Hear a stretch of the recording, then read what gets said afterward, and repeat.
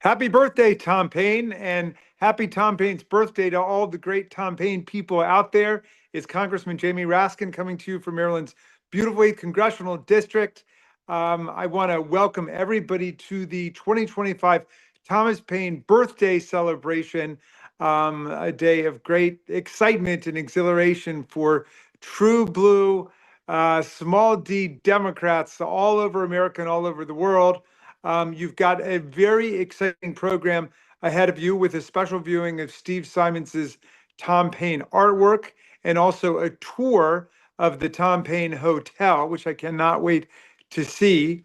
It is very important for us and fitting for us to recognize the birth of Tom Paine, who was the apostle of strong democracy and freedom and civil liberties and rights for all, a great Enlightenment revolutionary back in the 18th century, and his work could not be more urgent or relevant, could not be any more urgent or relevant than it is today. And I am thrilled to be able to be in your company and in your solidarity, everybody. Tom Paine, as you know, inspired the American revolutionaries not just to break from the monarchs in England and break from foreign tyranny, but to break with a whole political philosophy which says that government is the instrument of the private wealth maximization of the king, the monarchs, the royal family, the people who get into government. And they rejected that theory of government, instead said that government must be an instrument for the well-being and the common good of all the people. It must be an instrument for the protection of the civil rights and civil liberties of the people against tyranny, against the monarchs and kings and queens and emperors and czars.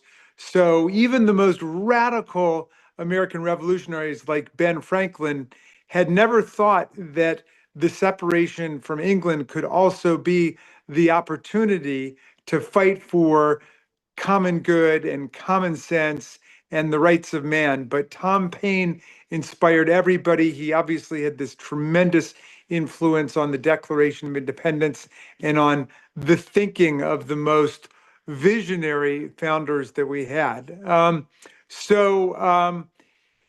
Look, in our time, we've got to stand strong for democracy and freedom. We've got to stand strong for human rights all over the world. We got to stand strong for everything Tom Paine would be fighting for. And by the way, it is far past time for Congress to give Tom Paine the central place of respect that he deserves in our nation's capital. And I'm thrilled about all of the progress we've been making towards the construction of the Tom Paine Memorial, and I'm very gratified and proud to have been the author of that legislation. But I want to thank all of you for making it possible through all of your contributions politically, morally, spiritually, socially, financially to the creation of the Tom Paine Memorial, but even more importantly to the legacy of Tom Paine by fighting for the values that have come to define strong democracy all over the world. So thank you for your solidarity. Thank you for your activism. And I get to turn it over now, I believe, to our friend Margaret Downey, who is the president of the Thomas Paine Memorial Association. Thanks, everybody, and hang tough and stay close. Good evening. My name is Margaret Downey. I'm the president of the Thomas Paine Memorial Association and one of its founders. Welcome to the 2025 celebration of the birth of Thomas Paine. Thomas Paine's birth was officially recorded in Thetford, Norfolk, England, as January 29, 1737. While the Georgian calendar we use today changes his birth date to February 9th, 1737, we are historically documentation purists. This explains why some Google searches will list the February date of Thomas Paine's birth, and some Google searches will reveal the January date of his birth. Thomas Paine was so accomplished and so prolific that we actually think he deserves 2 birthday celebrations each and every year. Perhaps this event will inspire you to recognize Thomas Paine again in February. So please let us know if you do, and please send us photos of your celebration. Tonight, I'm pleased to introduce artist Steve Simon as tonight's guest speaker. He will be presenting his recently produced short documentary entitled Thomas Paine, Common Sense and Uncommon Courage. Steve Simon is the son of immigrant parents from Luxembourg. As a child, he loved to draw, but a math and science aptitude led him to study mechanical engineering. He worked as a robotics engineer in Germany, later as a management consultant in the United States and Brazil. Steve left consulting to get an MBA with a focus on international business before accepting a consulting position in Paris. It was in Paris 30 years ago where he made the decision to more earnestly pursue his childhood passion for art. He left his job, moved to Newport Beach, California, and opened a gallery of his oil paintings. Although his portfolio consists mostly of landscape oils, his most recent collection are portraits entitled The Great Peacemakers. To compile the Peacemaker collection, Steve endeavored to understand who helped bend the arc of the universe towards peace and how they did it. Through the presentation of 36 luminaries of social change, Steve's collection traces this arc from the American Revolution to present day. And we are so pleased that Steve has included Thomas Paine in his collection. Steve told me that he included Thomas Paine because he found it impossible to imagine the advances of independence, liberal democracy, and personal freedoms without the writings of Thomas Paine. In addition to his paintings of the great peacemakers, Steve is in the process of creating short documentaries for each portrait that he paints. Tonight, he will present his video, Thomas Paine, Common Sense and Uncommon Courage. Welcome, Steve.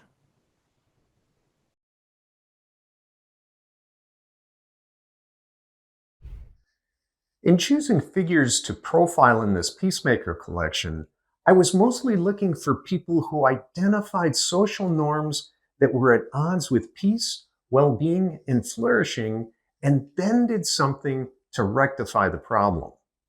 I decided to begin the timeline around the founding of America and proceed to the present. As I looked at the American Revolutionary period, I was curious if I could find a major figure who was not only for independence from British colonial rule and the establishment of a democratic republic, but also for women's rights and the abolition of slavery. The only major figure I could find who offered full-throated support for all of these was none other than Thomas Paine.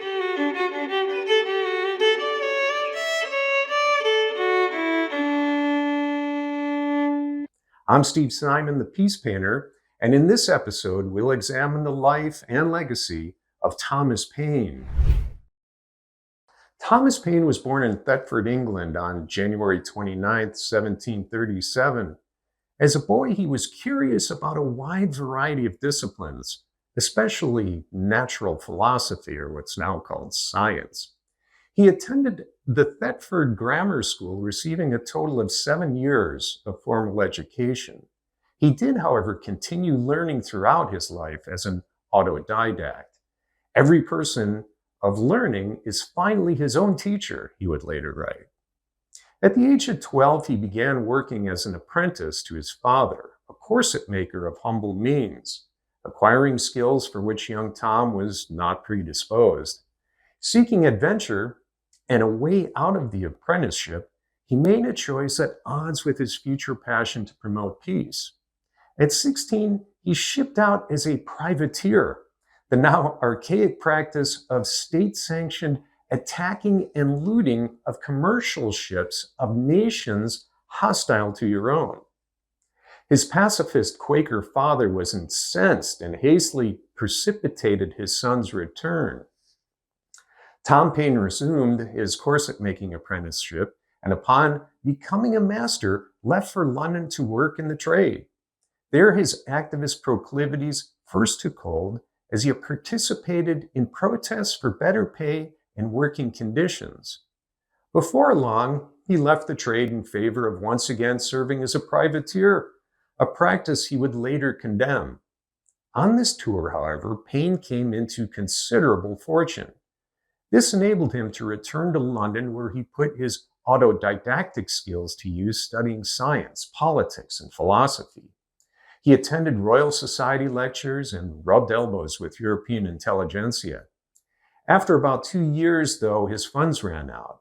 He returned to corset making and later as an excise officer. In 1768, a position as an excise officer brought him to Lewis, a town with a history of anti-monarchical sentiment. It was there Paine's activism first took the form of written dissent. Excise officers were gravely underpaid, causing all sorts of corruption within the practice. In 1772, with the support of superiors who must have recognized his gift for argumentative prose, Paine wrote and circulated a 12-page article directly to the Treasury Ministry and the broader public. An unyielding Treasury Ministry replied to Paine's multiple demands with a one-word retort: nil. It was a moment that galvanized Paine's rejection of aristocracy and monarchy, while simultaneously igniting his philosophical commitment to republicanism rooted in natural law. George Lewis Scott was the high-ranking commissioner who had chosen Paine to write the article. Scott, a well-connected member of the Royal Society, would later introduce Paine to Benjamin Franklin, and the two hit it off. Franklin, 31 years Paine's senior, would go on to call Paine his political son. Paine would certainly have been familiar with Franklin's notes on Iroquois council meetings and observations of their culture. Please see a previous episode for the full background of the Iroquois influence. Now, Franklin's published treatises had been circulated throughout Europe since before Paine was born, instilled philosophical theories on new ideas concerning governance. Europe had long dispensed with the indigenous peoples on the continent, but European Enlightenment thinkers saw in Native Americans a valuable example of man living in accordance with nature. They theorized such noble savages living in spiritual and social harmony with nature would logically have developed a government based on natural law, something Paine yearned to bring into broader experimentation. In 1774, Franklin wrote a letter of recommendation for Paine to immigrate to America. Paine did not hesitate, arriving in Philadelphia on November 30th, 1774. After recovering from typhoid fever he contracted on the transatlantic voyage, Paine contributed 2 articles to the inaugural issue of the Pennsylvania Magazine. The articles were so well received that the publisher immediately elevated Paine to editor of the magazine. Paine, it seems, understood his audience quite well and used it to his advantage. For 4 decades, the colonists had already been experiencing the First Great Awakening, a religious revival that shattered the church hierarchy and rejected existing elite power structures. Paine was by now a deist, meaning he accepted the existence of a creator on the basis of reason, but rejected the notion that this creator intervenes with humankind. Nevertheless, similar to Lincoln, who later admired Paine, he was quite deft at using biblical language to connect with the passions of his audience. Paine aimed to leverage their appetite for religious reform into political reform. Many of the influential politicians of the day, including those who would become known as founding fathers, were well-heeled landowners who benefited from the social class structure. As such, there was no unified movement to overthrow the British monarchy, much less a coherent vision to form an independent republic. This was the scene when on January 10th, 1776, Paine's famous pamphlet, Common Sense, was published. Brilliantly written to connect with the common man, it was an inspiringly provocative call for American independence and for the creation of a new democratic republic to replace the old monarchy. Enormously successful, the pamphlet united colonists under the intended common cause and toward revolution. During the early stages of the Revolutionary War, Washington's Continental Army faced many dispiriting defeats. Paine volunteered as an aide-de-camp to General Nathanael Greene and witnessed firsthand the depth to which morale had sunk. This moved him to write a series of essays called The American Crisis. The essays, read aloud by Washington to every Army regiment, succeeded in inspiring the Army to reclaim enthusiasm for the revolutionary cause. As the war continued, Paine's sense of idealism became more evident. He called out war profiteers and also many of his own wealthy friends who, through their status, aimed to acquire large tracts of land in territories west of the 13 colonies. This uncompromising commitment to reason and righteousness, the very qualities that elevated him in the public sphere, would also generate anger towards him. Paine had grown increasingly despondent by the war's end. In October 1781, British forces led by General Cornwallis surrendered at Yorktown in Virginia. This essentially ended the war as about 100,000 Americans who had remained loyal to the British Crown began to flee for Britain and other British colonies. Still, it would be almost 2 years before the Treaty of Paris in September 1783 officially ended the war. America had at long last prevailed, but despite the nation realizing its goal of an independent republic, Paine was nevertheless disturbed by what he felt was a stranglehold on power by the wealthy. He had also been a founding member of America's first abolitionist society and simply could not reconcile how a nation could throw off the oppressive yoke of monarchy while maintaining the practice of slavery. Standing in sharp contrast to the typical male chauvinism of the era, Paine also advocated for women's rights. Already in 1775, Paine had published an essay called An Occasional Letter on the Female Sex, in which he expressed his empathy for the servile plight of women. In the aftermath of the war, Paine was broke. He had donated all of his royalties from Common Sense and the American Crisis to the war effort. Paine wrote to George Washington in an effort to receive support in soliciting Congress for a pension, but Paine, seeking new opportunity, decided to return to London in 1787. Meanwhile, tensions between Great Britain and France were escalating. Revolutionary winds had crossed the Atlantic and were beginning to blow in France. Again, Paine picked up his pen.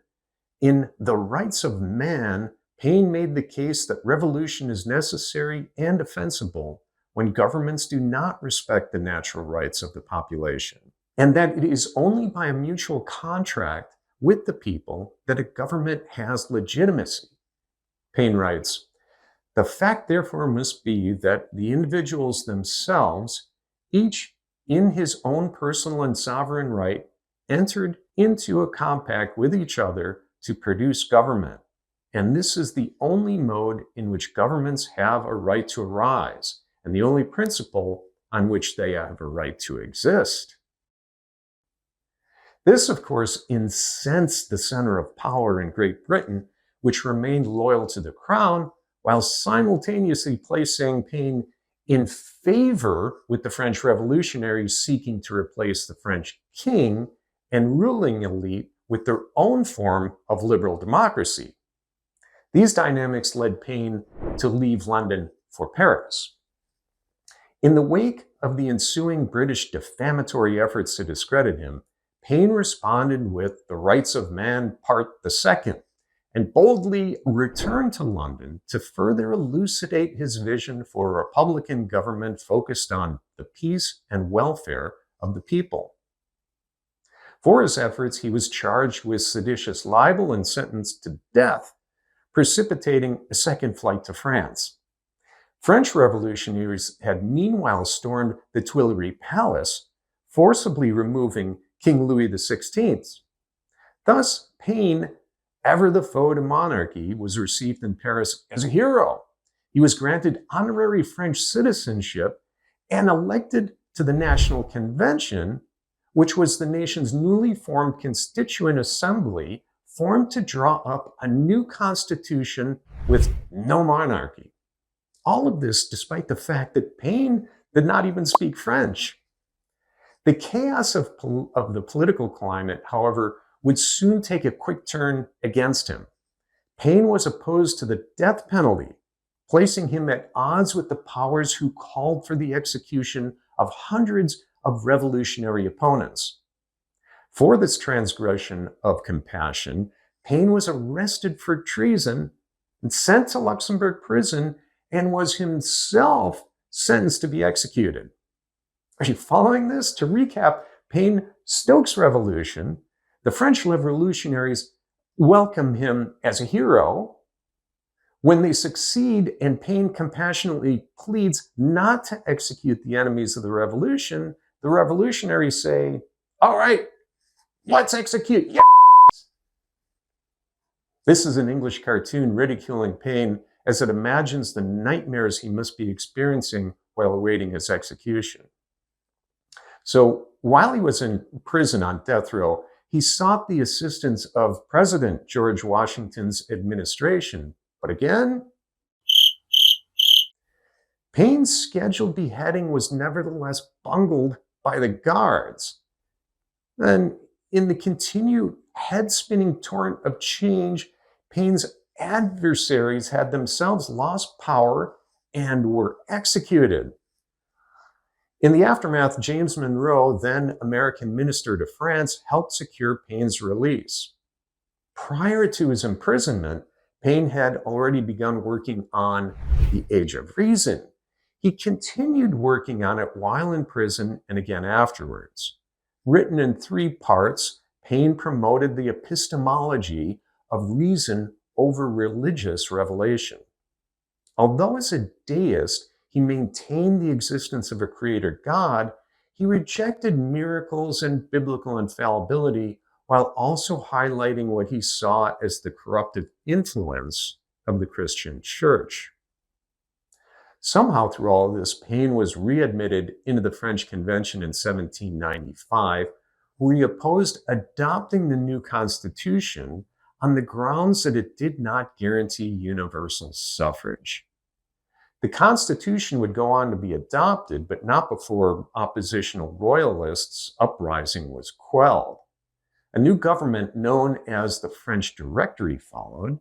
It was unpopular and lasted only until November of 1799, when Napoleon Bonaparte took over the government in a coup, effectively ending the French Revolution. In the years before the coup, Paine actually enjoyed a working relationship with Napoleon.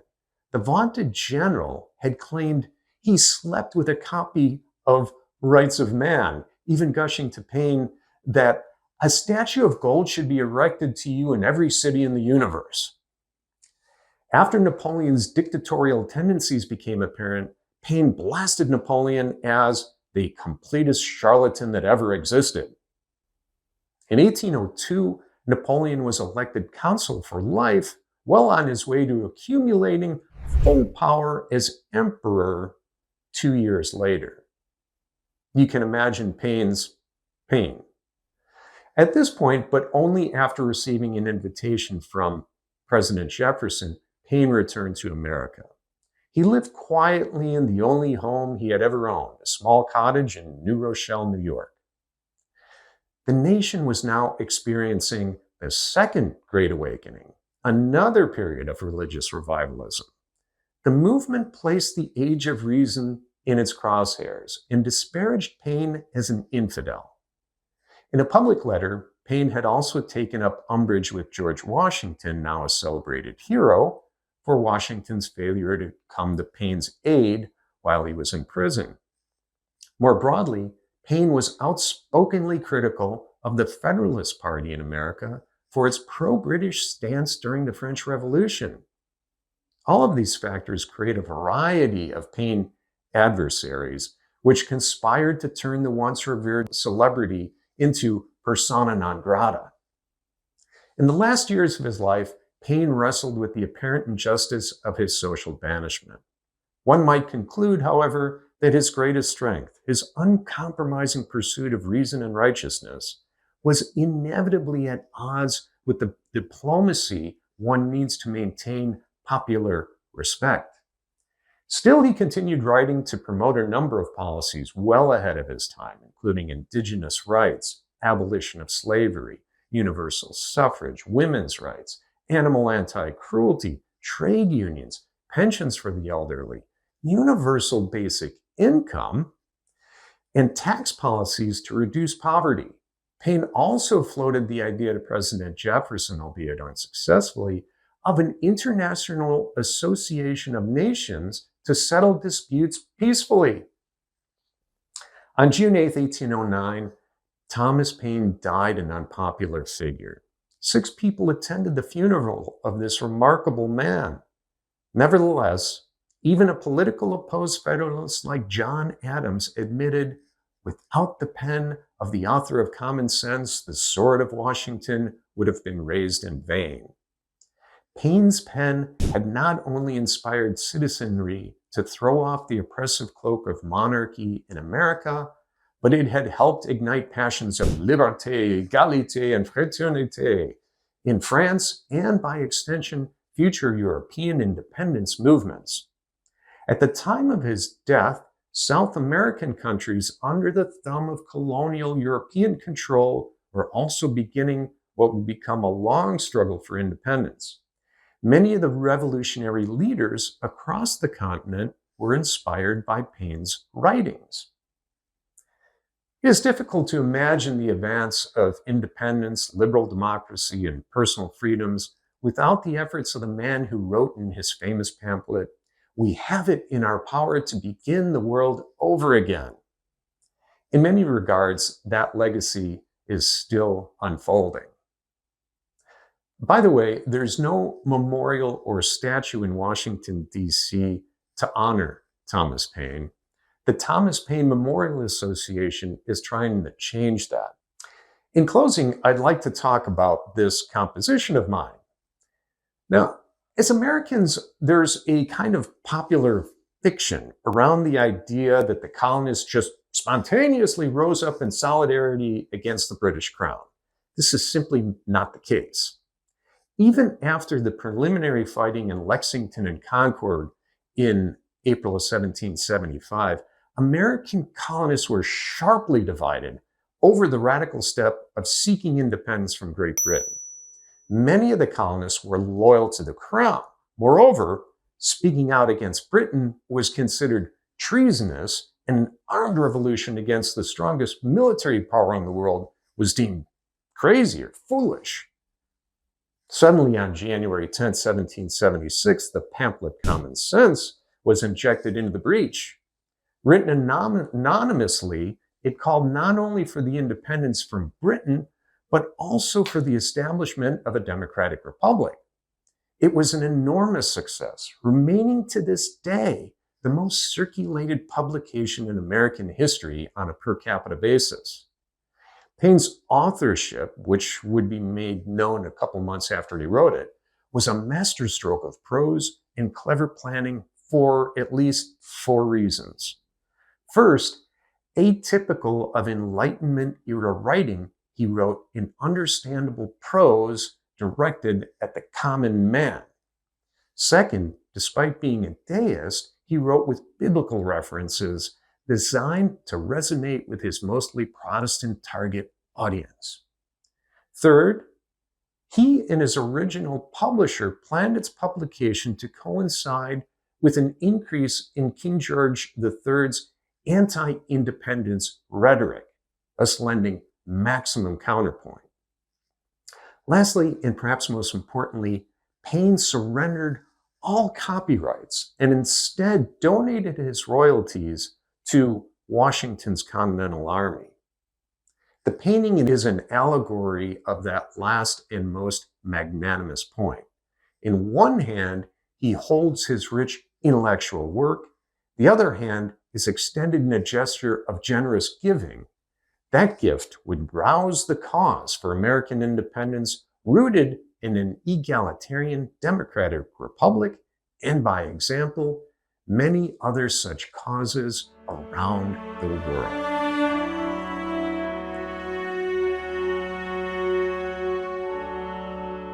I am Steve Simon, the Peace Painter. Thanks for your interest in Thomas Paine, and thanks for your interest in making the world more peaceful tomorrow than it is today. Thank you, Steve. I never tire of hearing details about the life of Thomas Paine. Even though I thought I knew everything about Thomas Paine, you revealed some interesting and little-known facts I didn't even know about. So thank you so much. I thoroughly enjoyed your presentation. We have one more video to show before we open the question and answer segment. The Thomas Paine Hotel is located in Thetford, England, the birthplace of Thomas Paine. The owner of the hotel is Gez Chetal. He sent us a lovely video about the Thomas Paine-themed displays and exhibitions located there. And I'm sure you will enjoy seeing this video as much as I did. It was inspiring to see so many children interested in learning more about Thomas Paine. Enjoy.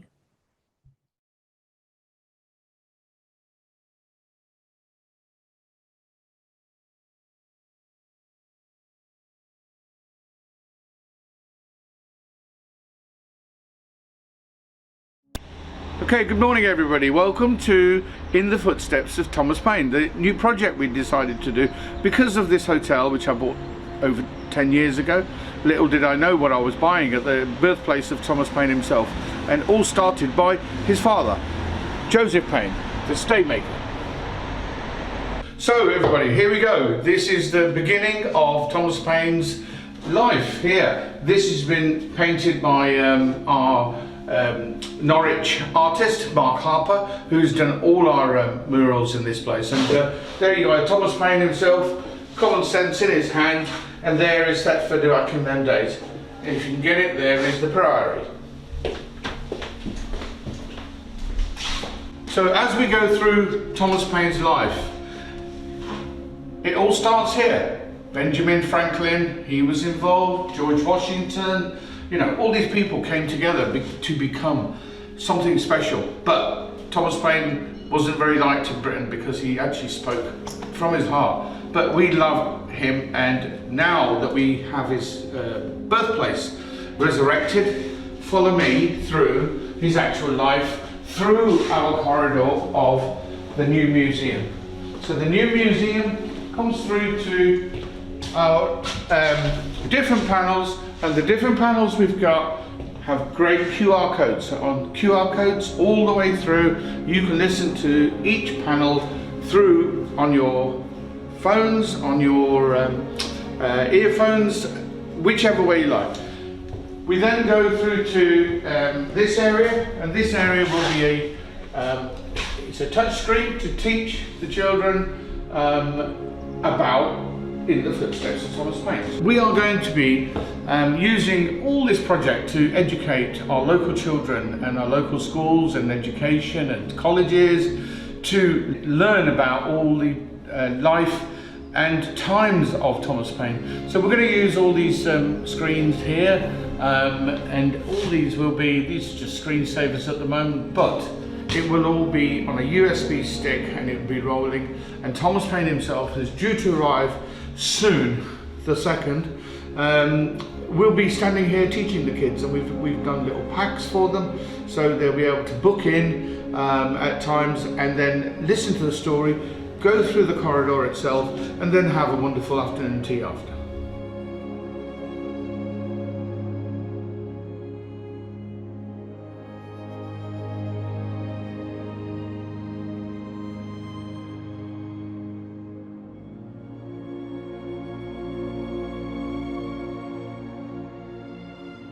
Thomas Paine believed that Louis XVI shouldn't be a king. He didn't believe in kings. He didn't believe that there should be any kings anywhere. There should be a republic everywhere.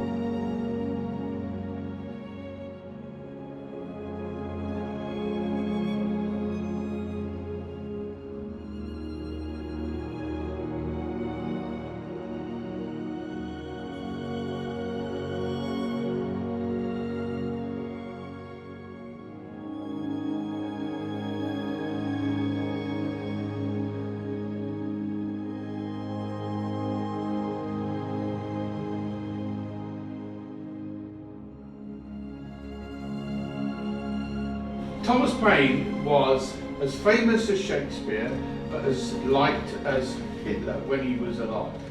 He only had 9 people at his funeral. It's after he died and it actually became that the things he used to say were very, very true. He spoke, he didn't care. That's why he was not a liked fellow, but he spoke his mind.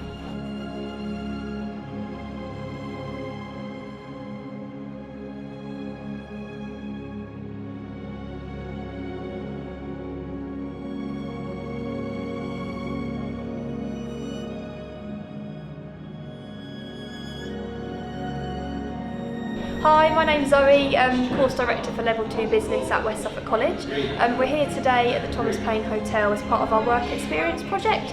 The students are having a tour of the hotel, they're speaking to the manager Gez, who's been very accommodating, and they're basically going to plan an event idea that Gez can put on for the hotel. So this will be an event plan, budgeting, promoting the event, and then they'll pitch that back to Gez at the end of the week.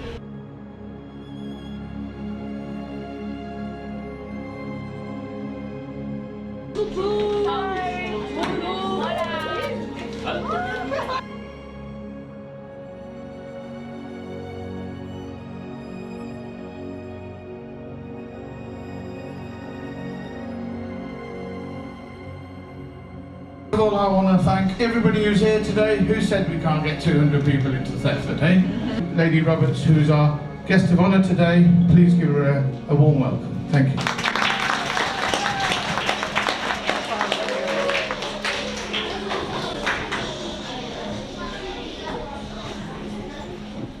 I'd like to thank you very much for inviting me to open the Thomas Paine exhibition, which celebrates the life of a man born and bred in Thetford. I really do applaud the initiative in setting up this exhibition and hope that more people come and learn about this man and also visit this historic town. I find it quite extraordinary that in the late 1700s he could come from Thetford, go to London, meet Benjamin Franklin, such an iconic character in American history, and be persuaded to go over to America, that he could have such an influence on the War of Independence, that he could write and distribute 500,000 leaflets outlining the causes that he believed in, and that he could set up a fund to help poor soldiers. He then returned to England, went over to France, and got himself involved in the French Revolution. He was an extremely controversial character, but a man who was travelling when it was really difficult to travel. A man who was vocal on subjects he felt really needed to be addressed, and he did it for no personal gain. He used pamphlets in the way that we use social media. That's how he got his message out to so many people. All in all, a fantastic character. Thank you for inviting me. So you'll be able to come into the only hotel in Britain with a museum in it. Hey, how wonderful is that? So, you know, you can learn all about the actual building. And this building goes back to the 1700s, you know, which is unique in itself. And to have its own hotel with a museum is even more unique about the person that was actually born here. So when you use the QR codes everywhere, it's going to be fantastic. You can actually, you know, indulge in your own little time and your own essence for about half an hour and read all this while you're having a glass of wine or a beer.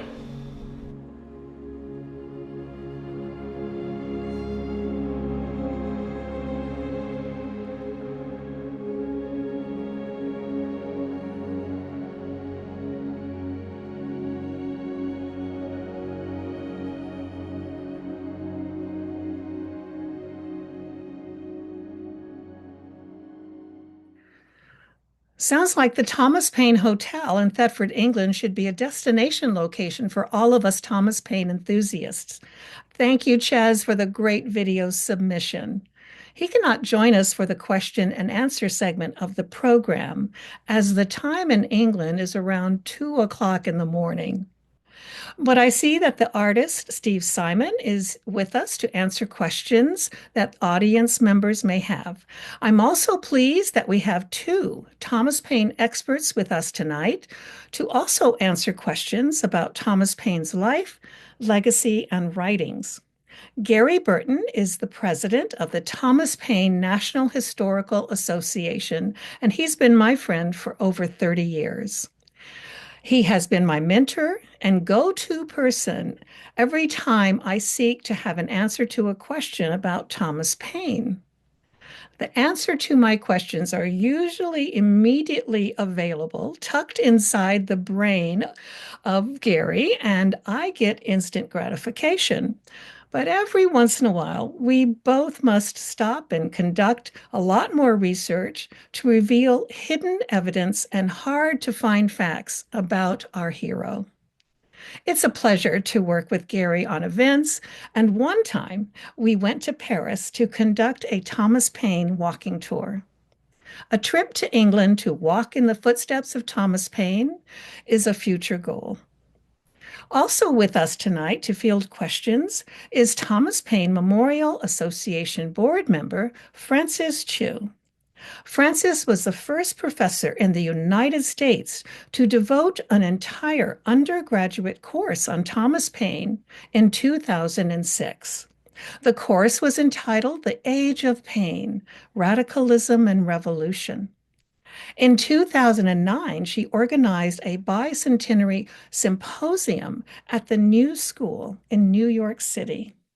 Frances recently published the Routledge Guidebook on Paine's Rights of Man.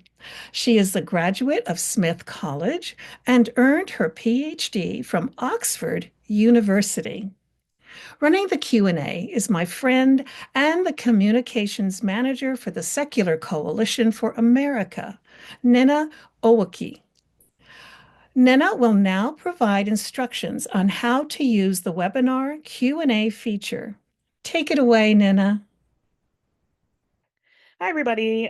So thank you for joining us tonight at this amazing event to celebrate Thomas Paine on his birthday. I know a lot of people are from all over the US and international, so it's great to have you all here. We have our amazing guests, and thank you, Margaret, for that incredible introduction to everybody. We have a couple really great questions from the chat, so let's just start unmuting. Is everyone ready to share their video as well? And we can just start answering.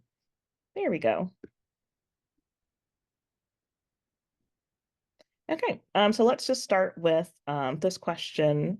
It is from Anke Otto-Wolf. So they asked, are there any more details available concerning Thomas Paine's death? And why did he pass in practically poverty? I can answer that quickly. Okay, he didn't die in poverty. His estimated estate that he had in New Rochelle was somewhere around $10,000 in value. Given the conversion, it's almost $1 million. He gave that to the Bonnevilles, close friends, and they used that money to educate their children. I'd like to make a general statement before we start more questions. At some point, I have to introduce to everyone, next year, everything will change about Thomas Paine and research. We have a 6-volume set being published by Princeton University's Press, and we've doubled the works of Thomas Paine. In that collection of new works, as well as the old ones, it dramatically changes Paine's biography, dramatically. What we know for the last few decades in talking about Paine was impressive, but what is coming will double the impression. He was the most significant figure in the 18th century, easily. He's the founder of modern democracy. He triggered the democratic movement, which is still unfolding. And this is why he's so important. So just as a background to that, and I can't give specifics because we're under contract, but next year, look out, save up a few pennies. It's going to be 6 hardcover volumes, you can imagine. Gary, can I follow up on that with just a quick follow-up question? Sure. That additional information that seems to be coming down the pike, does that have to do with the fact that most of what Paine wrote was written anonymously, at least initially, and that there's some study, some scholarship going on now that's trying to ascertain whether some of the things that historians have found written can perhaps now be attributed to Thomas Paine? Is that part of the equation anyway? You're speaking with the person who led that endeavor. 12 years of work.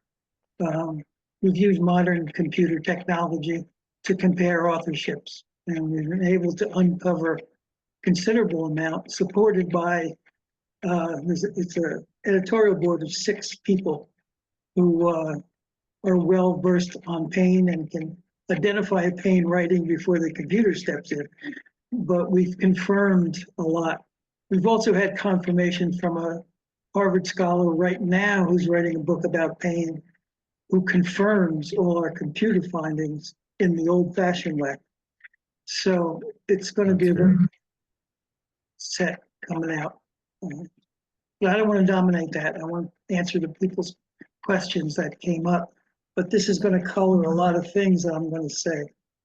Thank you, Gary. Yeah, I'm sure a lot of people are excited to see that next year and hear what you have to say about it. Margaret, you have your hand raised. Do you want to talk a little bit about that before we? Yes, I just wanted to mention that last year, thanks to the work that Gary did, we were able to verify that a letter sent to Thomas Jefferson, signed a slave, was actually sent by Thomas Paine to Thomas Jefferson. And we based our whole program last year around that letter.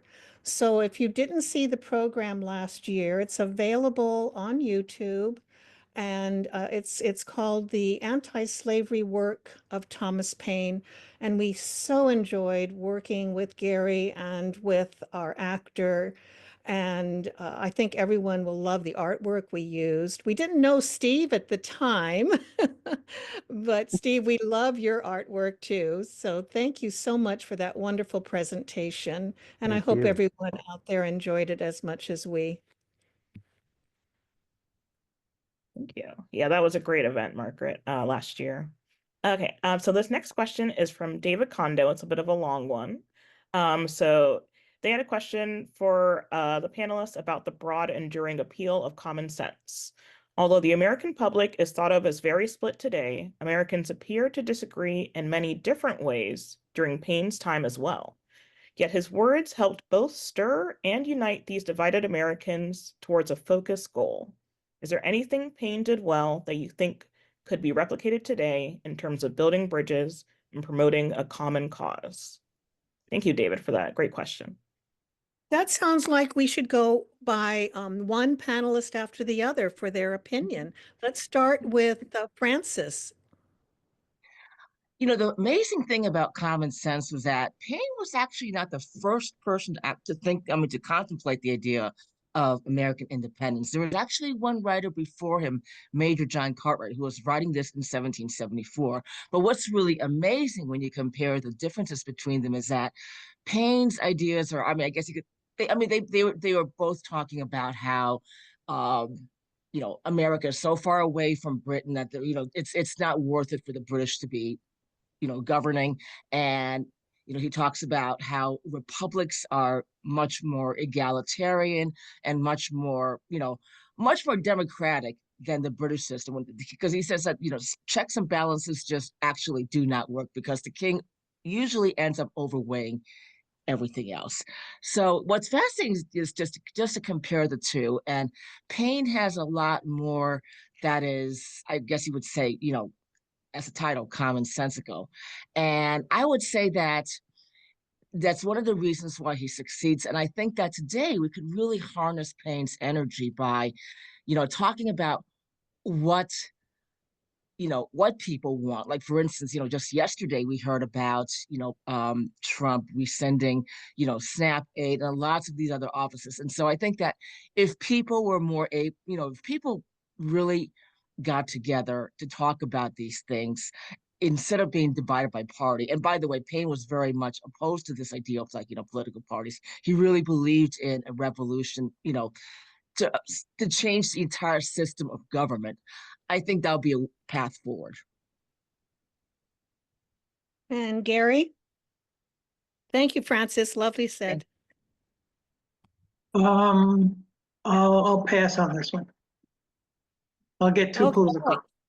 So now you're going to answer that. Yeah, I have some thoughts. And I'm reading between the lines here of my understanding of Paine's biography. But what I understand about Paine is he was something of a savant sociologically. Like, he could read what was going on in the zeitgeist of the American public. And it's kind of like he's the guy who knows how to read a room. And in this case, the room is all of the colonies, right? Like, what's going on in people's minds? How are they thinking? And this is what's fascinating to me about him in the whole, is that he has this capacity to connect sociologically, right, to the broader sphere of what's going on out there. And these negative social norms don't influence him negatively, right? He sees them, he's critical of them, right? And then he understands things of, like, how to use biblical language despite the fact that he doesn't believe in the Bible. And he just, what the ancient Greeks would have called metis, this notion of clever, intelligent, craftiness. And he's able to bring all these things together to be exceedingly convincing and motivating of people. And he does this not just with common sense, but he does it with the crisis papers. When the Continental Army is suffering defeats and is dispirited, he knows how to wordsmith his way into people's minds. And it's, to me, just a savant-like gift. And, so I think the question was, and I'm straying in the answer here, the question I think was, like, what can we replicate from Paine to bring our world together now? Mm-hmm. And, I'm sorry, but I'm not sure how you duplicate a genius like that. Maybe there's something we can learn, about his example and replicate that some way. But I mean, he was a genius, Can I follow up on this, by the way? I think the big difference is the fact that Paine actually listened to the common people. He mingled with them. He went to these pubs and taverns, and that makes a huge difference. And I can't help but think, one of them. Yes, exactly. And that's why he was able to use her language. He was able to use her colloquialisms and slang. He wasn't caught up in, trying to show off his knowledge of, Latin and Greek, like Burke does in the Reflections in the Revolution, France. And one thing I just thought of is, like, for instance, this last election when people were talking about, why did Kamala Harris lose? And, why did Trump win? And then it's not so much because Trump's ideas are any better than Kamala's, but I think in large part it was the fact that Trump looked like he was connecting to the people. He was able to speak the language. He went on Joe Rogan. I mean, I'm betting anything. If Paine were alive, he probably would be on those podcasts as well too. But I think that's part of the fact that Paine was able to connect to these average people, whereas a lot of the founding fathers just pretty much stuck to people of their own peer group. The landed gentry, upper middle class, and Paine had this advantage of just knowing anyone and everyone. So I think that makes a huge difference. You have to know how to connect, and he had that gift. And it's, again, it's so different from what we have in the Democratic Party elites. They're just hanging around DC. They know the talking heads around the New York Times, CNN, but they don't listen to the common people. So I think that's a huge difference. And I am so glad that you brought that up, Steve. Yeah, and thanks for the follow-up. I'm totally in agreement with that, Frances. Yeah. Thanks. Since Gary's going to pass, I guess it's my turn. This is Margaret. And I love David's question about uniting people through pain. And I'm going to have to say that with the onset of Project 2025 and Christian nationalism, I see where that has divided a lot of people who are secular in values, who are other religions, and definitely, the non-theist community. So here's my recommendation on uniting people. I think the Age of Reason has one of the best messages for humankind, in that if you believe in a God, in the pages of the Age of Reason, Paine says, the language of God is written in nature. Nature's God. No man can write the word of God. God's messages is clear to us in nature, and it is our duty to study science to understand nature. In other words, nature's God's language needs to be deciphered with scientific study. And I see this as an answer to the crisis that we're under with the climate, in that if we could convince people to look at nature as the language of God, there would be much more emphasis on saving nature, protecting nature, enjoying nature. And so to me, the Age of Reason should be read by every child going to school and studying that particular time of our history, but also for all the adults to reread the Age of Reason and understand its importance as we struggle through climate change and divisions of religion and non-religion. So that's my recommendation. And thank you, David, for the question. Great. Thank you, everyone, for answering. And we have two that you kind of touched on that are similar nature, from Brian Vinci and then from Alan Conklin. Sorry if I mispronounce any of your names, but they wanted to know what you think Thomas Paine would say about our current democracy and the current political situation we're in right now. I guess we can also go from everyone, whoever has something to say about that. I will try.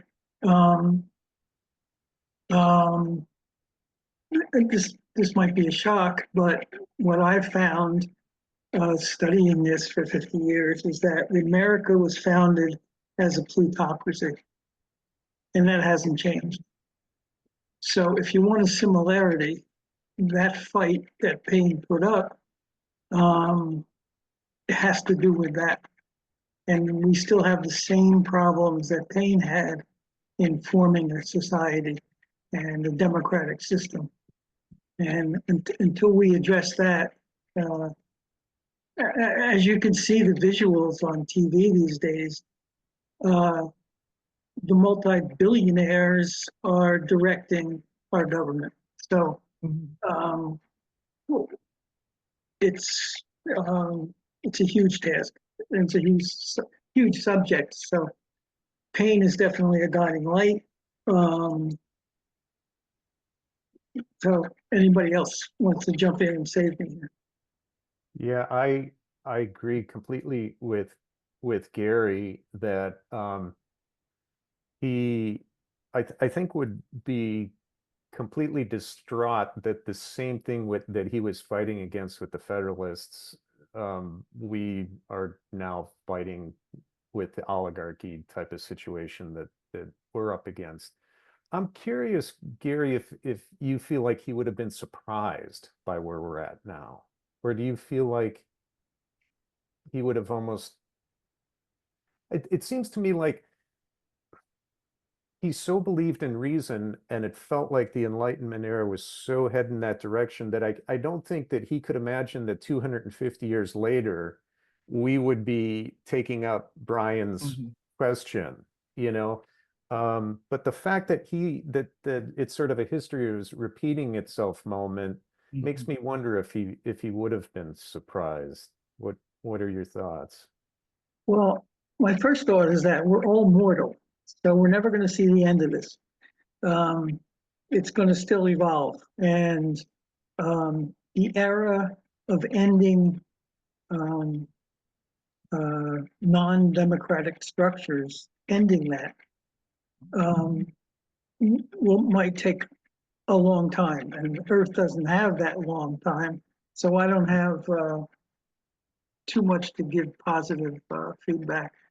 The issue of democracy, where Paine's idea of democracy was based on equality.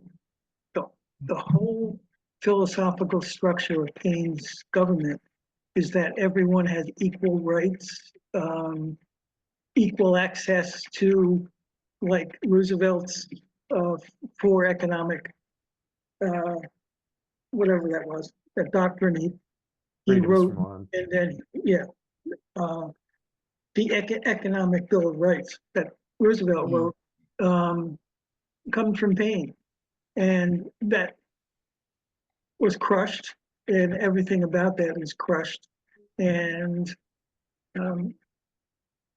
it's hard to say that everything is democracy.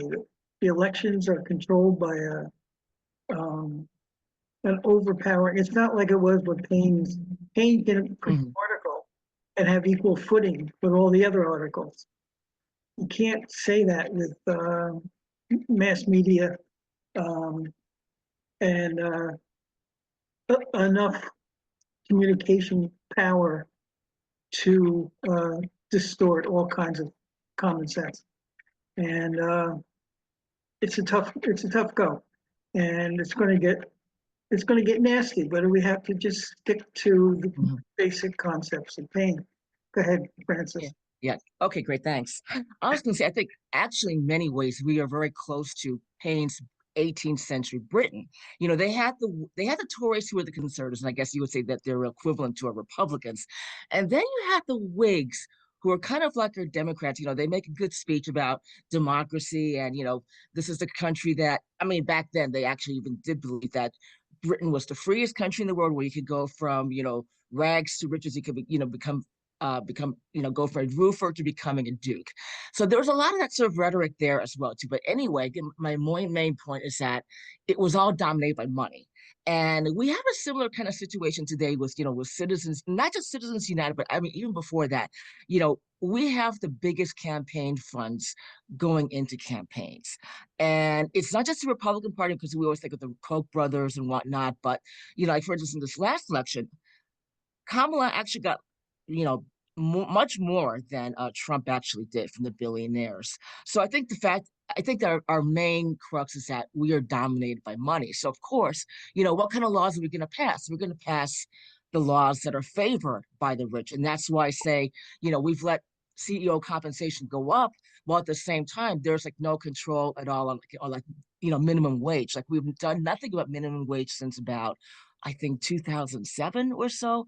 I'm not sure. But anyway, that's why we have the kinds of laws we have. And that's why we don't have something, say, like, you know, Medicare for all, because this has been all dominated. I mean, all this legislation is really dominated by the billionaire donors. And again, I think this is really before Trump, even though with Trump, it's much more obvious. But I did want to get one passage that I thought was just really fantastic and so apropos. This is Paine writing to his friend Kitty Few Nicholson from 1787. This is what, like, right before he went to France. He wrote, "A 1,000 years hence, for I must indulge in a few thoughts, perhaps unless America may be what England now is. When we contemplate the fall of empires and the extinction of nations of the ancient world, we see but little to excite or regret in the motoring ruins of pompous palaces, magnificent monuments of the most costly workmanship. But when the empire of America shall fall, the subject for contemplative sorrow will be infinitely greater than crumbling brass or marble can inspire. It will not then be said, here stood a temple of vast antiquity, but here, a painful thought, the noblest work of human wisdom, the grandest scene of human glory, the fair cause of freedom rose and fell. And, again, I think it is so apropos considering what Trump has just tried to do the other day, eliminating SNAP, Head Start funding. I mean, he didn't get away with it, but it seemed like he was going to be able to do so. So it's like we're really returning back to Paine's England. And by the way, it is interesting that we have actually more inequality in America than any other country in Western Europe. That says quite a lot. I mean, we have less of a social net, less of a safety net, and we have far greater inequality and also less social mobility. So it is kind of interesting. And it is ironic, too, that these countries with, monarchs and aristocrats have a better safety net and have better social mobility. So in that sense, Paine was wrong. Yeah. Another avenue is for people to reread Agrarian Justice, where there's a lot of equality promotion in the words of Paine. We now see public schools being decimated, and even privatization of knowledge with closing down of libraries. And I'm very scared for society when we don't educate our children and we take away public schools and we take away knowledge. And we don't pay them well, so that they're always a lower class, you see. So these are safeguards that Paine talked about in Agrarian Justice. So the other thing that I want to compliment Congressman Jamie Raskin for is always promoting the words of Thomas Paine when he speaks. I wish more and more of the politicians would do that. So that people are encouraged to read those original words by Tom. So, I don't know what we can do to promote that, but maybe individually our viewers could contact their representatives and suggest that they join the Congressional Free Thought Caucus, which was started by Jamie Raskin, and become a part of the pushback from a lot of the politicians who want to be king, who want to set up a kingdom. So that's my recommendation. Can I just add one thing? I wonder if people are terrified of Paine, especially people in our establishment. I wonder if that may be part of it. In what way, Frances? Well, The fact that the fact that he spoke about welfare and talked about, what he proposed was more or less like his prototype of Social Security. And he was one of the first to advocate very vocally higher taxes on the wealthy. In fact, I think in the Rights of Man, he proposes like a 99%, no, over 90, yeah, actually, sorry, it is 99% for anyone making over 10,000 pounds a year. So I wonder if this sort of still scares our own 1%. Our literal inferior one. Well, sure. I think that the thing is, it's going to scare some people and excite a lot of others. So the people who it excites, why aren't they leveraging Paine's historical words? I think is what the question is, right? Well, I think one of the biggest. Sorry, were you going to say something, Gary? Sorry, finish your thought. Oh, okay. Yeah, I was going to say that I think one of the problems is the fact that we have Fox News, we have a lot of this astroturfing. And actually, that started in Paine's days. In the right when Rights of Man was published, basically, William Pitt, who was the Prime Minister of England at that time, the younger Pitt, had people write derogatory biographies of Paine. Right. And he had this one slave abolitionist, Hannah More, had her write these conservative tracts in the style of Paine. And I think we have about the same thing today, except it's with Fox News, and even to some extent, I think was like CNN and like the more moderate media.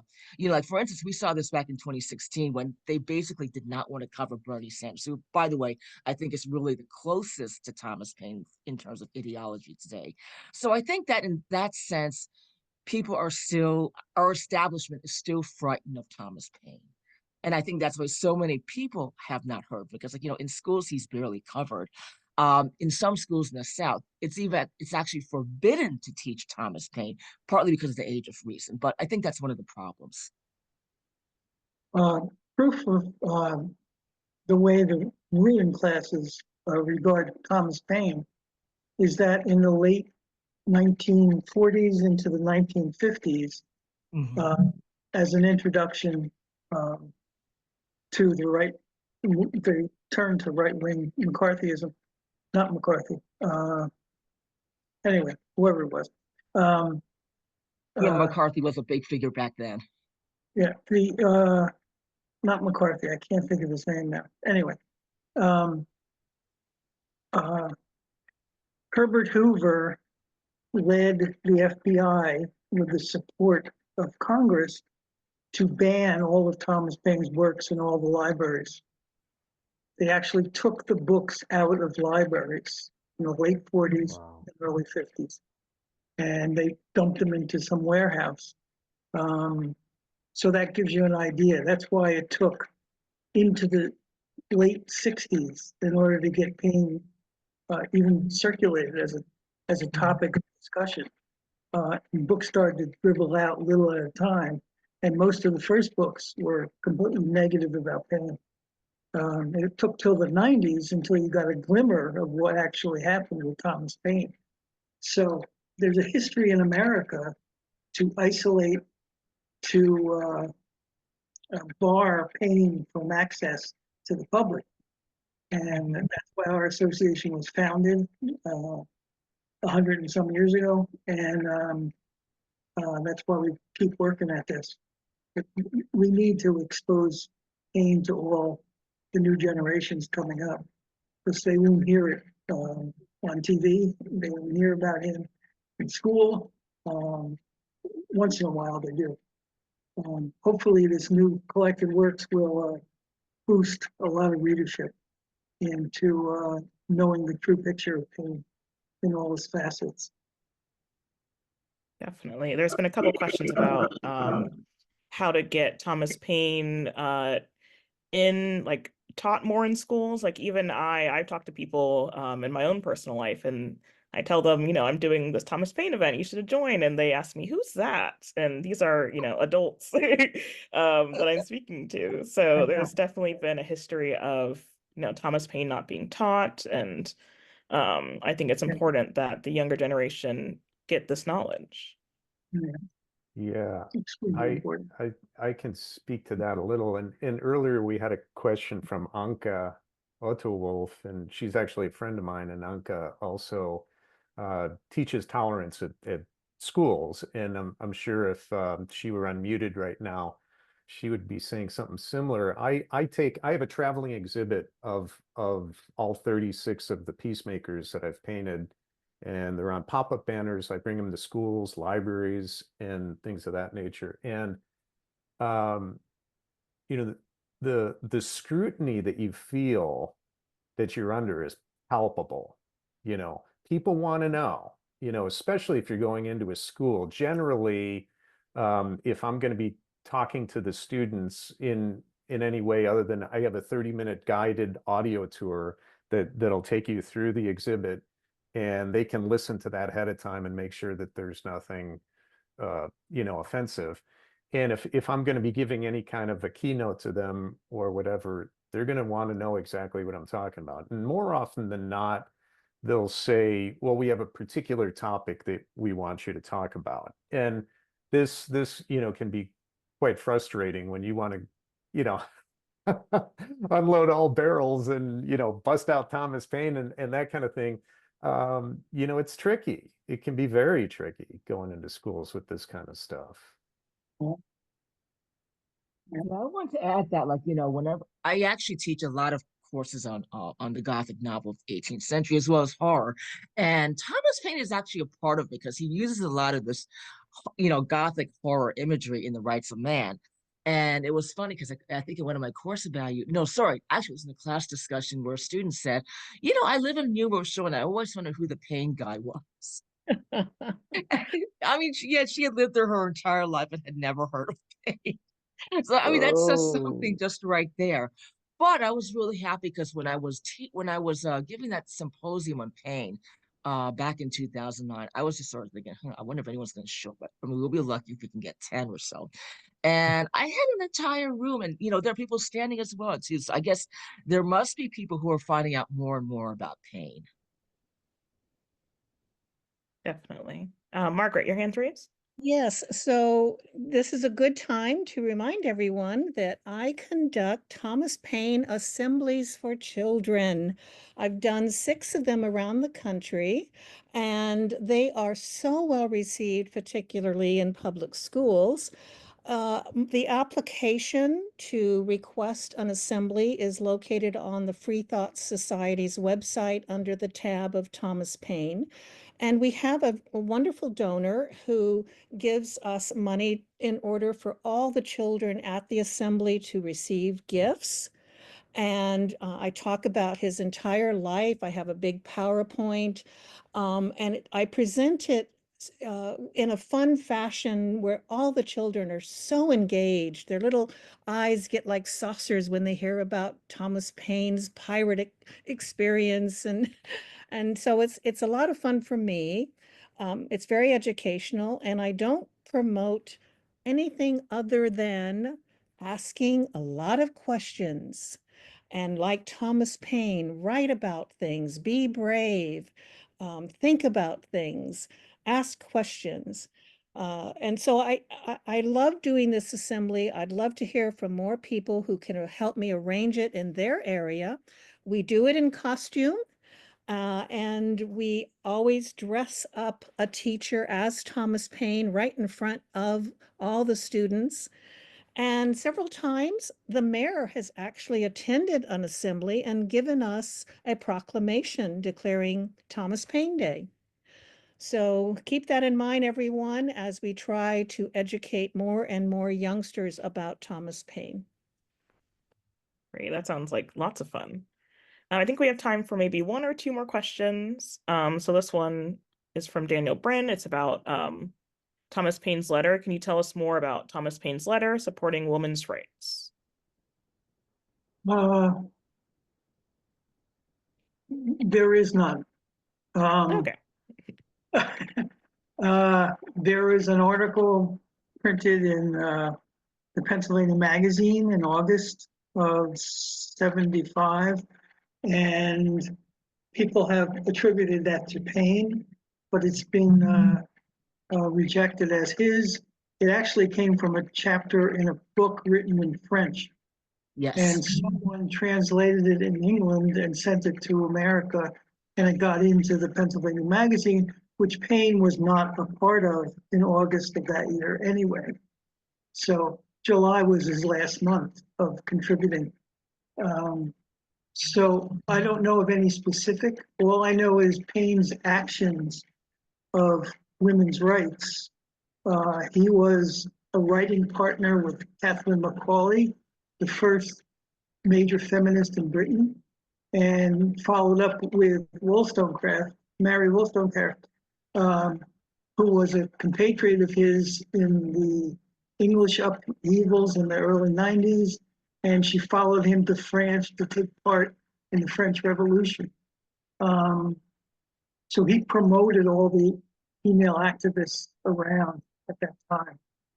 To be real quick, to be followed up by Frances Wright, who was the first real feminist in America, and she was known as the female Thomas Paine. And all these people are marginalized in history books, but they're all very important to what happened. He didn't know Catherine Macaulay and Fanny Wright personally, did he? I know that he knew Mary No, Wollstonecraft. Fanny Wright was after his time. Right, yeah, but he didn't meet her at all. He But didn't meet her or Catherine Catherine McCauley, McCauley, right? Catherine McCauley wrote several articles with Paine. Oh, did she? We're going back to the 1750s, no longer 1770s. Paine goes back to the 1750s, and she started working with him again. So Wow. he has a long relationship. Okay, that's new to me for sure. Yeah, there's a lot of new stuff coming. Very exciting. Okay, so this next question is just about, it's from Christopher Height. It's about Paine's essay, Agrarian Justice. I think Margaret talked about that a little bit earlier in the evening, which is cited by Social Security Administration of the United States as the original inspiration for Social Security. But this service did not start until the New Deal. Can anyone explain how this essay came to influence the founding of Social Security through such distant history? I just think it's something to be proud of to have thought about it before it actually happened. You know, being a pioneer is really something that I admire Paine about, is his ability to foresee what's needed by society, write about it, encourage it, promote it, even if it took a century to do. I'm so proud of Thomas Paine. You know, actually, there were actually a few writers before Paine who proposed something similar. You know, Adam Smith for sure, and he did talk about how we've got to find some way to tax the rich more. And I think there's another writer, and his name just does not come to mind right now, but he was writing in the 1780s, and he was one of someone who also influenced the more radical Thomas Spence as well too. But they also talked about how we got to have better redistribution of wealth, should say, like seniors, because they're no longer earning money. And I think Paine is really the first to really put it out so widely. That's partly what makes it a huge difference. Mm-hmm. Great. Well, thank you, everyone. So one last question for Margaret. A lot of people in the chat are asking about the latest for the memorial for Thomas Paine in Washington, D.C. Can you talk a little bit about that before we close out the evening? Yes, thank you. If anyone would like to be on the list of news alerts, we publish every couple of months updates on what the Thomas Paine Memorial Association has done and will do. And so please send me your email. You can put it in the chat, or I can add it to the Thomas Paine enthusiast list straight from your registration. The Thomas Paine Memorial Association is very proud to not only have the bill proposed by Congressman Jamie Raskin passed in 2022 through Congress and Senate, but also signed into law by President Biden. That opened the field to us to have our memorial plan reviewed by commissioners and determined where it might fit in the scheme of Washington, D.C.'s layout. And we're so pleased to announce that all the commissioners voted unanimously that Thomas Paine should be placed in Area 1. Area 1 is the most prestigious area in Washington, D.C., and there are only 2 sites that are available to us in that particular area. And we are looking at both as feasibility lays out. We'll let you know. But it also sends us straight back to Congress. So Jamie Raskin is writing a second bill, and I have to tell you, I'm a little nervous because Area 1 is so prestigious that it requires another bill and another signature from the president. So we're a little nervous right now, but we're pulling ahead. Jamie is our strongest advocate, and we also have a Republican, Victoria Spartz, who's going to be helping. Also, we're going to educate all the Congress people by means of distributing literature to them, and even maybe to the Senate as well. If you heard that little ding on my computer, it's someone who just donated.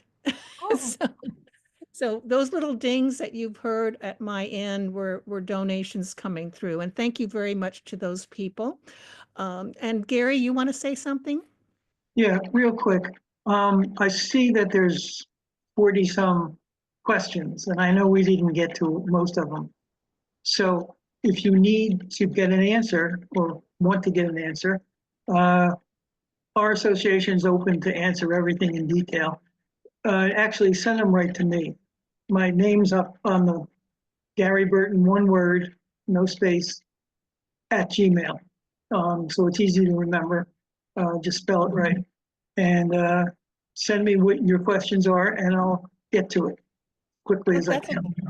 That's a good point, Gary. The chat I was planning to distribute the chat with all the questions to all of our participants in Q&A.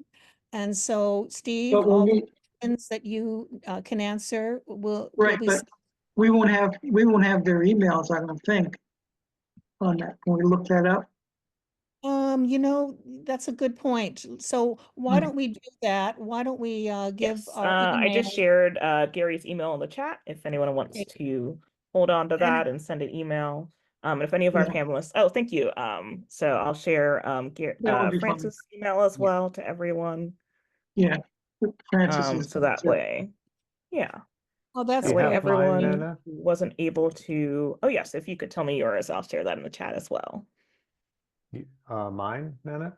Yeah, yeah. It's Do you have real yours? easy. It's steve@stevesimon.com. Oh, Steve should at have it. Steve. Yeah. Simon.com. Oh wow, what a great great email.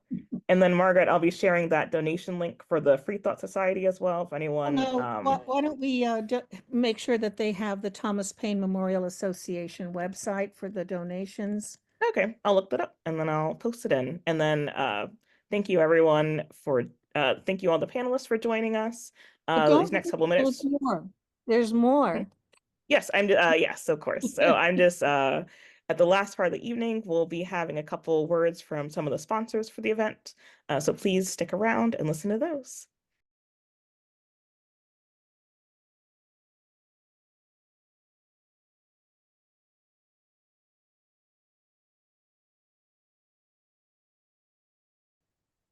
Hello, everyone. I'm Robin Blumner, President and CEO of the Center for Inquiry. And for those of you who don't know what the Center for Inquiry is, it's an organization that was founded about 50 years ago by people like Carl Sagan, Isaac Asimov, James the Amazing Randi, and Paul Kurtz, with a mission to promote reason, science, and secularism. And who better to promote those values than Thomas Paine, the author of one of the greatest books of the Enlightenment, The Age of Reason. I find it quite gratifying as I read books of history, which I often do, how often Thomas Paine's name comes up. So I was reading a biography of Samuel Adams, the great Bostonian who was instrumental in promoting the cause of independence from Great Britain. And of course, there was Thomas Paine and his electrifying pamphlet, Common Sense. The author of the biography on Adams wrote, quote, Thomas Paine had only recently arrived in America, but overvaulted Sam Adams in his thinking and outclassed most other colonial writers in his lucidity. Paine baldly asserted that there was, quote, something very absurd in supposing a continent to be perpetually governed by an island. Common Sense, with its attack on the monarchy and the very notion of hereditary succession, ignited the call for American independence across the colonies. And then in December of 1776, when the American cause on the battlefield was really foundering, George Washington ordered his officers to read Thomas Paine's call to arms, The American Crisis, to their troops in small groups so that each man could hear each word and absorb it. Paine wrote, tyranny, like hell, is not easily conquered. Yet we have this consolation with us, that the harder the conflict, the more glorious the triumph. What we obtain too cheap, we esteem too lightly. It is dearness only that gives everything its value. Those inspirational words help to turn the tide of the battles to come. Thomas Paine's promotion of self-governance and the Enlightenment values of reason and science are the foundation upon which the United States was built. And the Center for Inquiry is an organization that stands and fights for those values every day. By the way, I'm also the vice president of the Thomas Paine Memorial Association, and I'm honored, deeply honored to hold that post. And I want to thank you and everyone who was inspired by Thomas Paine and everyone who seeks to keep his memory and his message alive.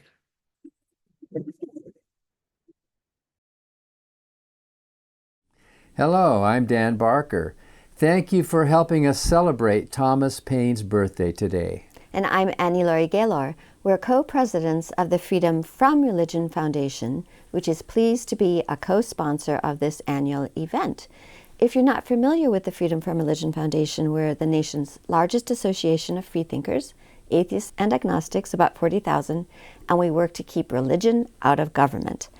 I'm also on the board of the Thomas Paine Memorial Association, and FFRF is a founding organizational member. The United States wouldn't be called the United States of America, or possibly even exist, without the pen and perseverance of Thomas Paine. We know that it has because of his complete intellectual honesty that he wrote the seminal critique of revealed religion called The Age of Reason.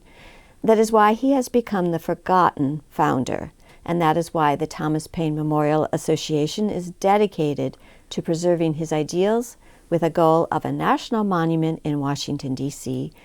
We have the necessary congressional support, but we have a long way to go to raise the substantial funds needed to make this a reality. Please spread the word about the Paine Monument, and please give generously to this campaign. The website where you can donate is thomaspaine.org. And we hope you will also celebrate Paine by doing what you can to protect our endangered separation of church and state. You can find out more at ffrf.org. Thank you.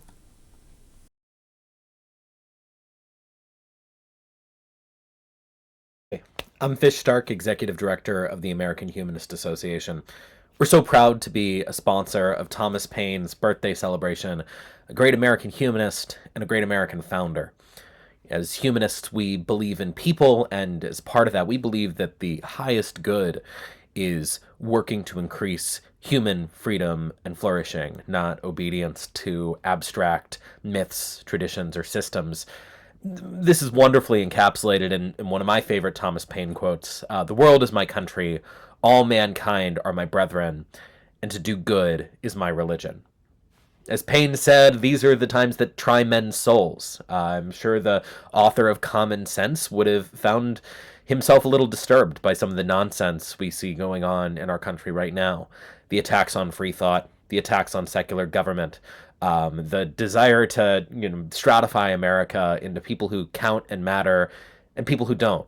I think he would have been very disturbed by that.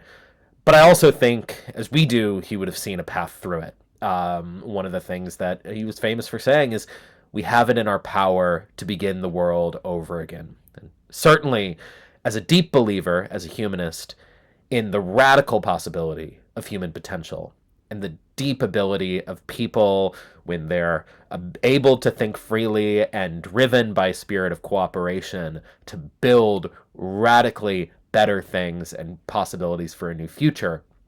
I'm hoping that we can find that spirit, that finding our power to begin the world over again. We've got a lot of work to do in the past few years, and I feel strongly, and we feel strongly, that we as the humanist and secular movement really need to reclaim the founders. there is a strong push from people who disagree with our point of view to present this radical and totally ahistorical version of America that was created to be a Christian nation, despite the fact that the folks who created it were very clear about their intent of creating a pluralistic society, not just with religious tolerance, but true freedom of conscience. And of course, Paine was one of those strongest advocates. We're going to need in these times to defend really strongly those American principles, cite the historical precedent and the people who advocated them, and find our courage to stand up against tyrants, as Paine and his contemporaries did. One of my other favorite quotes from him, this is the last one I'll use, I promise, is one that helps me find my courage, as we all are going to need to find our courage to stand up for justice and principle. Moderation in temper is always a virtue, but moderation in principle is always a vice. Hope you have a wonderful celebration of this important man on his birthday. Thank you for being advocates for Thomas Paine, for the secular movement, for these foundational American principles. And let's go forward, begin the world over again, and never moderate in principle. Thank you.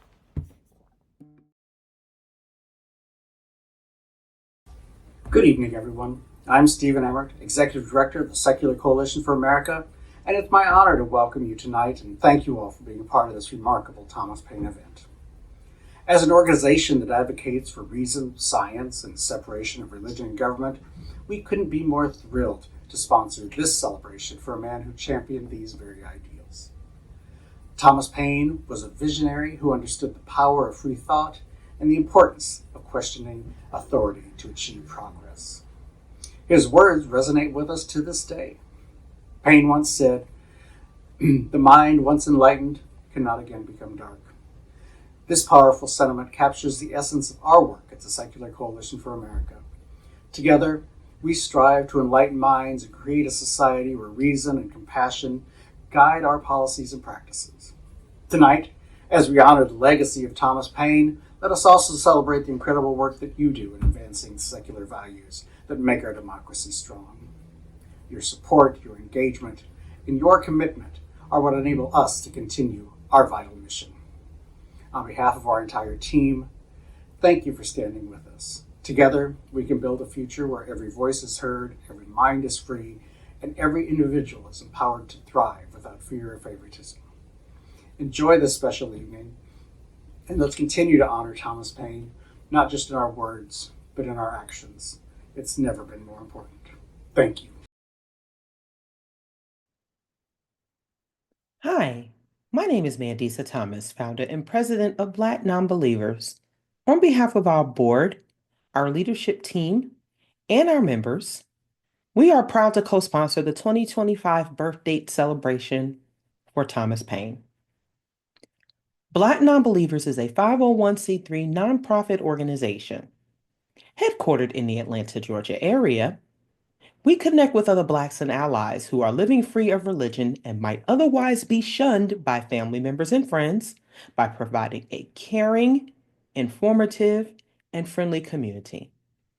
Instead of accepting dogma, we determine truth and morality through reason and evidence.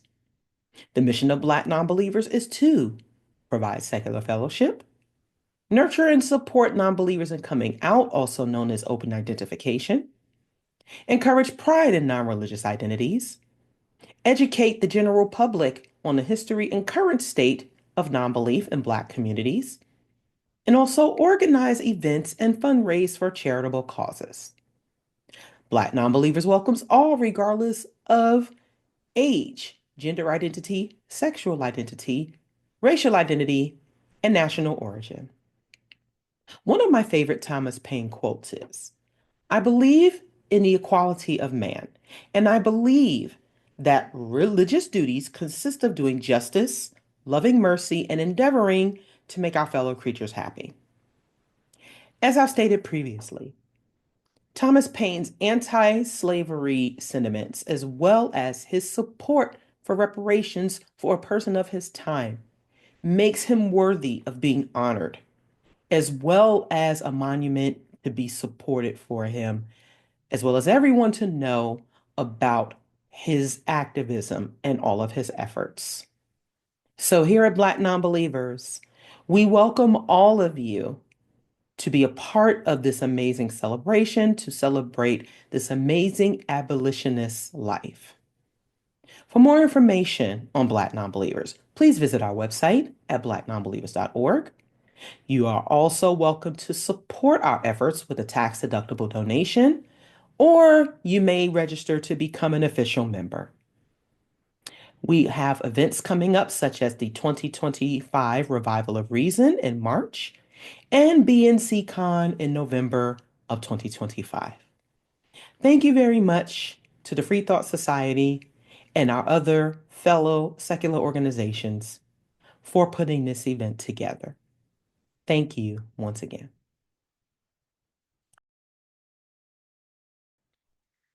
I'm now speaking to you as the president of the Free Thought Society. We are very pleased to be a co-sponsor of the 2025 Thomas Paine Birthdate event, and we hope you enjoyed the program. The Free Thought Society has sponsored every online event since the Thomas Paine Memorial Association was founded. A few years ago, the Free Thought Society donated $5,000 to help fund the creation of the Zenos Frudakis statue of Thomas Paine, which will be used as a focal point within the Washington, D.C. Memorial. Tonight, we want to encourage organizations, businesses, and individuals to make a donation of any size to the Thomas Paine Memorial Association. Please visit the Thomas Paine Memorial Association website for donation details. Thomas Paine said, "I believe in the equality of humans, and I believe that religious duties consist in doing justice, loving mercy, and endeavoring to make our fellow creatures happy." The Free Thought Society's vision, mission, and goals reflect those words, and many of our committees and community service projects fulfill those sentiments. Please visit the Free Thought Society website for more details. And to thank you for attending this event, the Free Thought Society is offering a free lifetime subscription to the quarterly e-zine entitled The Free Thought Society News. A link will be sent to you through the email that you gave us when you registered, and it will lead you to our publication. Your inbox will not receive anything that will take up valuable computer space. Cancel our gift at any time, but we hope you will remain a subscriber to enjoy the articles, activity reports, volunteer opportunities, and announcements. The next issue will include an overview of this event and a story by Dan Brine about his trip to the birthplace of Thomas Paine, and so much more. Thanks again for spending time with us tonight, and a big thank you to the other co-sponsors whose financial and technical assistance made this event possible. Nnenna and our wonderful volunteer technician, Hyder Shah, will now close the event. Good night, everyone.